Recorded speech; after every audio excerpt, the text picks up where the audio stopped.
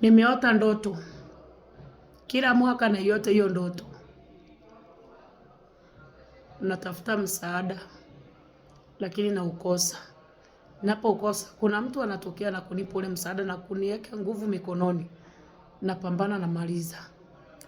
Lakini ninaotegemea au ninaoangalia katika ile ndoto wanaweza kunisaidia, wako busy na starehe zao na wana furaha.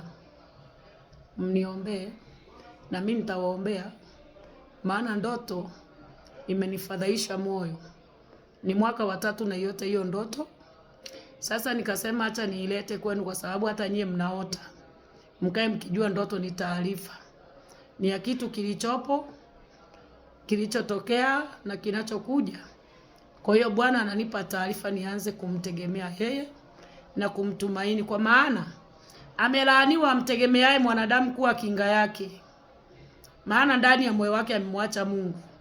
Yesu, ninaomba msamaha pale ambapo nilikuacha nikaanza kutegemea watu na kumbe watu hawezi kunipa msaada.